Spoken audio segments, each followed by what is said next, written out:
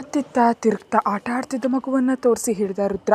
ಅದರಿಂದ ಮೆಲ್ಲ ಕಣ್ ತಿರುಗಿಸಿ ಆ ಮಗುವನ್ನು ನೋಡಿದ್ಲು ರಂಜನಿ. ಪುಟ್ಟ ಮಗು, ಅದು ತನ್ನ ಮನೆ ಎನ್ನುವಂತೆ ಫ್ಲೈಟ್ ಪೂರ್ತಿ ಓಡಾಡ್ತಿತ್ತು. ಆ ಮಗುವನ್ನು ನೋಡಿ ಸಣ್ಣಗೂ ಬೀರಿದ ರಂಜನಿ ಮತ್ತೆ ರುದ್ರನ ಕಡೆ ನೋಡಿದ್ಲು. ಓಕೆನಾ, ರಿಲ್ಯಾಕ್ಸ್ ಆದ್ಯಾ, ಭಯ ಕಡಿಮೆ ಆಯಿತಾ ಅಂತ ನಿಧಾನವಾಗಿ ಕೇಳ್ದ. ಅದಕ್ಕೆ ಅತ್ತ ಇತ್ತ ಅನ್ನೋದೇ ತಲೆಯನ್ನು ಮೇಲೆ ಕೆಳಗೆ ಮತ್ತು ಅಡ್ಡವಾಗಿ ಆಡಿಸಿದ್ಲು ರಂಜನಿ. ಇಷ್ಟರಲ್ಲಿ ಏನೋ ಶಬ್ದ ಬರೋದಕ್ಕೆ ಹೆದರಿ ತಕ್ಷಣ ಮತ್ತೆ ಕಣ್ಮುಚ್ಕೊಂಡ್ಲು ರಂಜನಿ. ಮತ್ತೆ ಭಯನಾ? ಕೇಳಿ ರಂಜನಿ, ನೀನು ಈಗ ಕಣ್ ತೆರೆದು ಕೂಲಾಗಿರ್ತಿದ್ರೆ ನಾನು ನಿನಗೆ ಈಗಲೇ ಮುತ್ತು ಕೊಡ್ತೀನಿ ಅಂತಿದ್ದ ರುದ್ರನ ಮಾತು ಮುಗಿಯೋ ಮೊದಲೇ ಪಟ್ಟನ ಕಣ್ ತೆರೆದು ರುದ್ರನ ಕಡೆ ಭಯದಿಂದ ನೋಡಿದ್ಲು. ನಿನಗೆ ಮುತ್ತು ಬೇಕಾ ಅಂತ ಕೇಳ್ದ ರುದ್ರ. ಇಲ್ಲ ಅನ್ನುತ್ತಾ ಕುತ್ತಿಗೆ ಹಿಡಿಯುವಂತೆ ತಲೆಯನ್ನು ಅಡ್ಡವಾಗಿ ಆಡಿಸಿದ್ಲು. ಹಾಗಾದರೆ ಕೂಲ್, ಓಕೆ, ಈ ವಿಂಡೋ ಸೀಟ್ನಿಂದ ವ್ಯೂ ಚೆನ್ನಾಗಿರುತ್ತೆ, ನೀನಿತ್ತ ಬಾ, ನಾನು ಸೀಟ್ ಚೇಂಜ್ ಮಾಡ್ತೀನಿ ಅನ್ನುತ್ತಾ ಹೇಳೋದಕ್ಕೆ ಹೋದ ರುದ್ರ. ಇಲ್ಲ ಸರ್, ನನ್ನ ಕೈಲಾಗಲ್ಲ, ನಾನು ಹೀಗೆ ಇರ್ತೀನಿ ಅಂದ್ಲು ರಂಜನಿ. ಲೈಫ್ನಲ್ಲಿ ನಡೆಯೋ ಪ್ರತಿ ಕ್ಷಣವನ್ನು ಎಂಜಾಯ್ ಮಾಡಬೇಕು.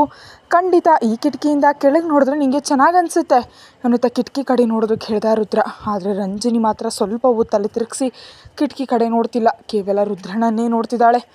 ಇನ್ನು ಹೀಗಲ್ಲ ಅಂತ ರಂಜನಿ ಕೈ ಹಿಡಿದು ಹತ್ರ ಕೇಳ್ಕೊಂಡು ಮಡಲಲ್ಲಿ ಕೂರಿಸ್ಕೊಂಡ ರುದ್ರ. ಅದನ್ನು ಸ್ವಲ್ಪವೂ ನಿರೀಕ್ಷಿಸಿದ ರಂಜನಿ ಶಾಕ್ ಆಗ್ತಿರುವಾಗಲೇ ರುದ್ರ ಅವಳ ಸುತ್ತ ಕೈ ಹಾಕಿ, ಕೇಳು, ನಾನು ಹೇಳೋದನ್ನ ಜಾಗ್ರತೆಯಾಗಿ ಕೇಳು. ನನ್ನ ಹತ್ರ ಕೆಲಸ ಮಾಡಬೇಕಂದ್ರೆ ನೀನು ರೆಗ್ಯುಲರ್ ಆಗಿ ಫ್ಲೈಟ್ನಲ್ಲಿ ತಿರುಗ್ತಿರ್ಬೇಕು. ಹೀಗೆ ಎದರ್ತಾ ನರ್ವಸ್ ಆಗಿ ಫೀಲ್ ಆದರೆ ಆಗಲ್ಲ. ಇಲ್ಲಿ ತುಂಬ ಜನಕ್ಕೆ ಬೇರೆ ಬೇರೆ ತೊಂದರೆಗಳಿರುತ್ತವೆ, ನಿನಗೆ ಆ ತೊಂದರೆಗಳೇನು ಕಾಣಿಸ್ತಿಲ್ಲ. ಹಾಗಾಗಿ ಸುಮ್ಮನೆ ನಿನ್ನ ಮೈಂಡ್ ಕಂಟ್ರೋಲ್ ಮಾಡಿಕೊಂಡು ರಿಲ್ಯಾಕ್ಸ್ ಆಗಿದ್ದರೆ ಸಾಕು. ಮೊದಲು ನೀನು ಒಮ್ಮೆ ಹೊರಗಡೆ ನೋಡು ಅಂತ ಹೇಳಿದ ರುದ್ರ. ಅವನು ಹೇಳಿದಂತೆ ಹೊರಗೆ ನೋಡಿದ್ಲು ರಂಜನಿ.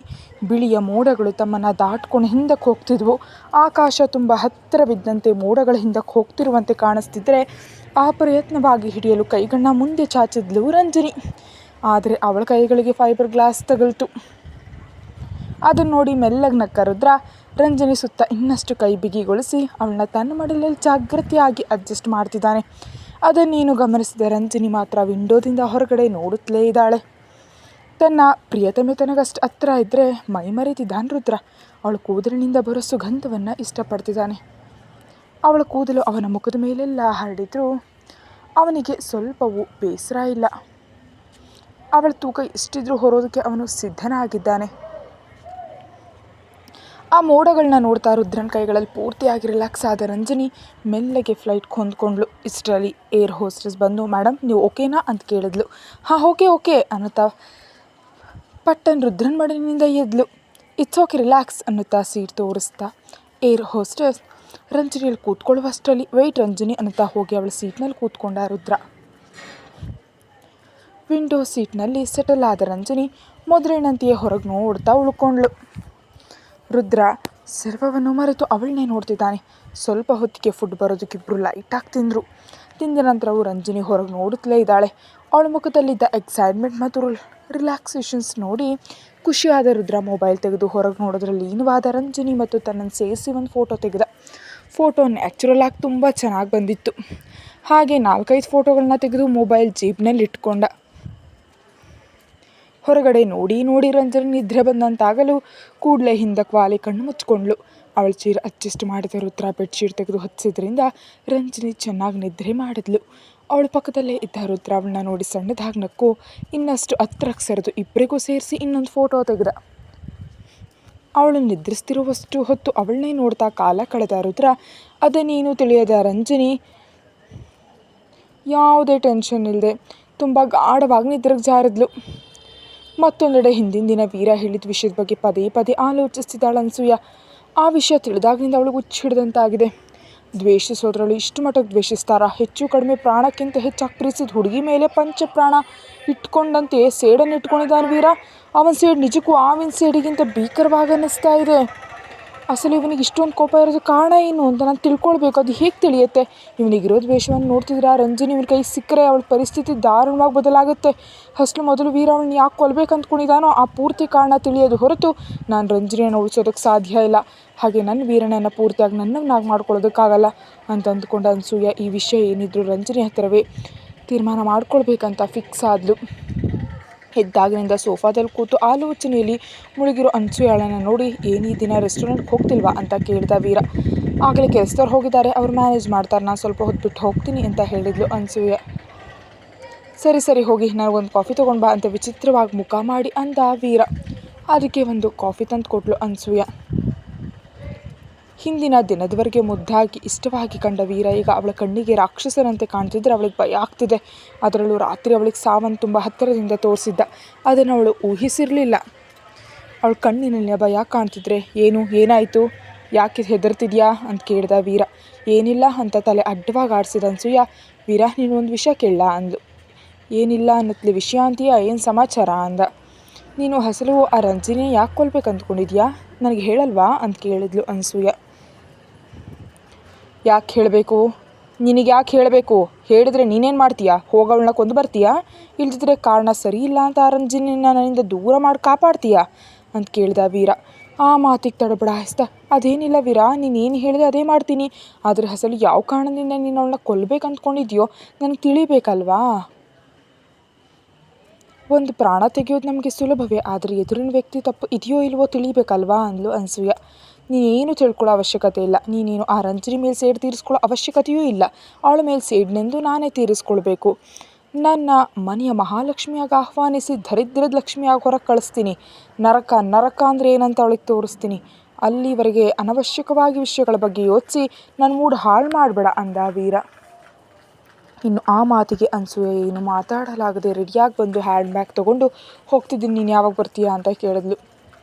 ವೆರಿ ಗುಡ್, ನಿನ್ನೆ ಹೇಳಿದ ತಕ್ಷಣ ಇಂದು ಒಪ್ಕೊಂಡೆ ಅಲ್ಲ, ನಾನು ನಿಧಾನವಾಗಿ ಬರ್ತೀನಿ, ನೀನು ಹೋಗು ಅಂತ ಹೇಳ್ದ ವೀರ. ಅದರಿಂದ ಅನ್ಸೂಯ ಸ್ವಲ್ಪ ಬೇಸರದ ನೋಟ ಬೀರಿ ಅಲ್ಲಿಂದ ಹೊರಗೆ ಹೊರಟೋದ್ಲು. ಅವಳನ್ನ ನೋಡ್ತಾ, ನೀನು ನನ್ನ ಲೈಫ್ನಲ್ಲಿ ತುಂಬ ಇಂಪಾರ್ಟೆಂಟ್ ಅನ್ಸೂಯ, ಅದಕ್ಕೆ ನಿನಗೆಲ್ಲ ವಿಷಯಗಳನ್ನ ಹೇಳ್ತಿದ್ದೀನಿ. ಆದರೆ ಈ ಒಂದು ವಿಷಯ ಮಾತ್ರ ನಾನು ಸೇಡು ತೀರಿದ ನಂತರ ಹೇಳ್ತೀನಿ ಅಂತ ಗಟ್ಟಿಯಾಗಿ ಅಂದ್ಕೊಂಡ ವೀರ. ಅದೇ ಸಮಯದಲ್ಲಿ ಕವಿತಾ ಮತ್ತು ಮಾಲತಿ ಅಡುಗೆ ಮಾಡ್ತಾ ಹರಟೆ ಶುರು ಮಾಡಿದ್ರು.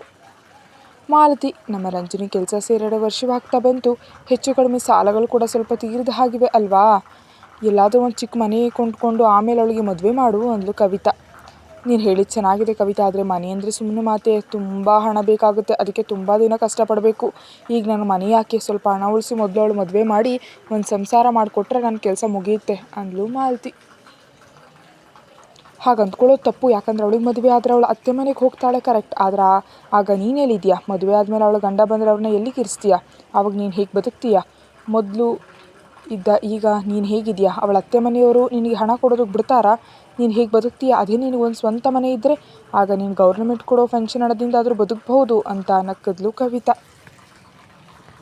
ಹೆಣ್ಮಗಳ ಮೇಲೆ ಅಷ್ಟೊಂದು ಜವಾಬ್ದಾರಿ ಯಾಕೆ ಕವಿತಾ, ಬೇಡ ಬಿಡು, ಬದುಕಿರೋ ಅಷ್ಟು ದಿನ ಕೆಲಸ ಮಾಡ್ಕೊಂಡು ಬದುಕಿದ್ರೆ ಆನಂತರ ಸಂಗತಿ ಆ ದೇವರೇ ನೋಡ್ಕೊಳ್ತಾನೆ, ಅದಕ್ಕಾಗಿ ರಂಜಿನಿ ಕಷ್ಟಪಡೋದು ಯಾಕೆ ಅಂತ ಕೇಳಿದ್ಲು ಮಾಲತಿ.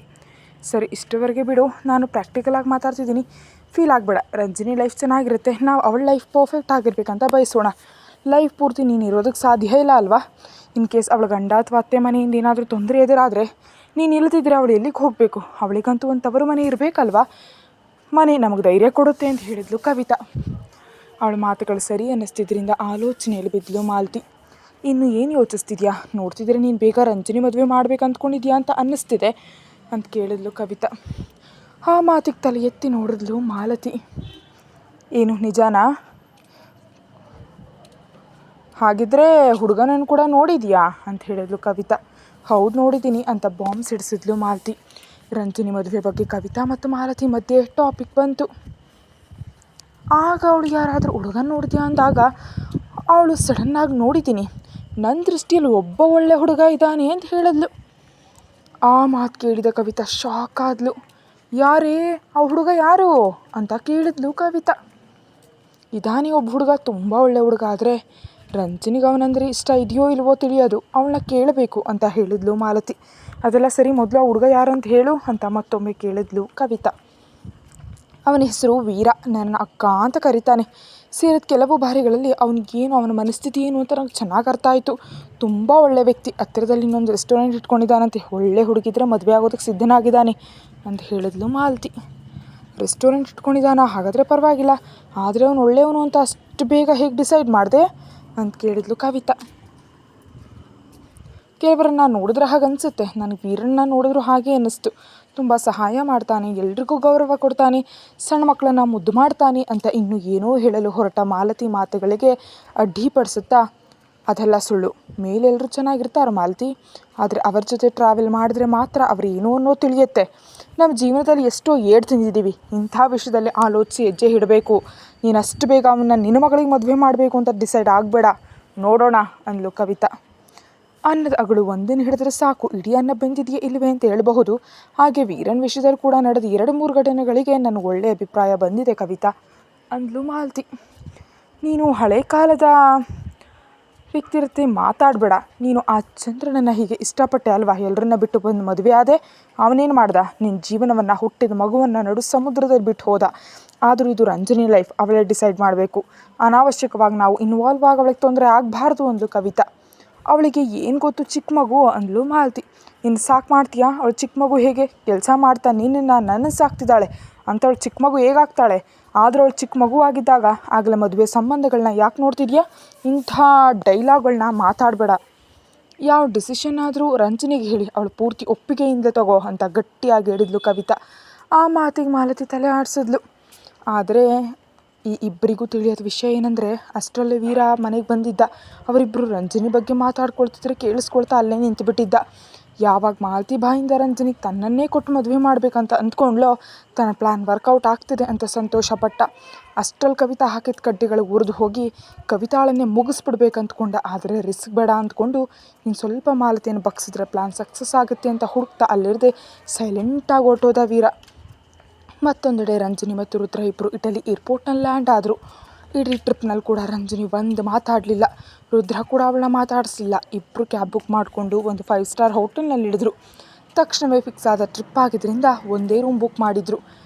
ನಿಮ್ಮ ಹೆಸರಿನಲ್ಲಿ 2 ರೂಮ್ ಬುಕ್ ಮಾಡೋದಕ್ಕೆ ಹೇಳಿದ್ರಿ, ಆದರೆ ಲಾಸ್ಟ್ ಮಿನಿಟ್ನಲ್ಲಿ ಹೇಳಿದ್ರಿಂದ ಅದು ಸಾಧ್ಯ ಆಗಲಿಲ್ಲ. ಕೇವಲ 1 ರೂಮ್ ಮಾತ್ರ ಸಿಕ್ಕಿದೆ. ತೊಂದರೆಗೆ ಕ್ಷಮಿಸಿ ಸರ್ ಅಂತ ವಿನಯವಾಗಿ ಕೇಳಿದ್ರ ರಿಸೆಪ್ಷನಿಸ್ಟ್. ಆ ಮಾತು ಕೇಳಿದ ರುದ್ರ ರಂಜನಿ ಕಡೆ ನೋಡ್ದ. ಯಾಕೆ ನನ್ನ ಕಡೆ ನೋಡ್ತಿದ್ದೀರಾ? ಇಟಲಿಯಲ್ಲಿ ಈ ಒಂದೇ ಹೋಟೆಲ್ ಇದೆಯೇ? ಬೇರೆ ಹೋಟೆಲ್ಗೆ ಹೋಗೋಣ ಬನ್ನಿ ಅಂತ ಅಂದ್ಲು. ಎಕ್ಸ್ಕ್ಯೂಸ್ ಮಿ ಮೇಡಮ್, ಈಗ ಇಲ್ಲಿ ಒಂದು ಪೊಲಿಟಿಕಲ್ ಇವೆಂಟ್ ನಡೀತಿದೆ, ಸೊ ಇನ್ನು ಸ್ವಲ್ಪ ಹೊತ್ತು ಕಾಯ್ದರೆ ನಿಮಗೆ ಈ ರೂಮ್ ಕೂಡ ಸಿಗಲ್ಲ ಅಂತ ಹೇಳಿದ ರಿಸೆಪ್ಷನಿಸ್ಟ್. ನಮ್ಮ ಇಂಡಿಯಾದಲ್ಲೇ ಅಲ್ಲ, ಇಲ್ಲಿ ಕೂಡ ಪೊಲಿಟಿಕಲ್ ಇವೆಂಟ್ಸ್ ಗಟ್ಟಿಯಾಗಿ ನಡೀತಿರೋ ಹಾಗಿವೆ ಅಂತ ಮನಸ್ಸಲ್ಲಿ ಅಂದ್ಕೊಂಡ ರಂಜನಿ ರುದ್ರನ ಕಡೆ ನೋಡಿದ್ಲು. ಏನು ಮಾಡೋಣ, ರೂಮ್ ಶೇರ್ ಮಾಡ್ಕೊಳ್ಳೋಣವಾ? ಹೇಳ್ತಿದ್ರೆ ನಾನು ಆ ರೂಮ್ನಲ್ಲಿ, ನೀನು ಈ ಹೋಟೆಲ್ ರೆಸ್ಟೋರೆಂಟ್ನಲ್ಲಿ ಇರ್ತೀಯಾ ಅಂತ ಕೇಳಿದ ರುದ್ರ.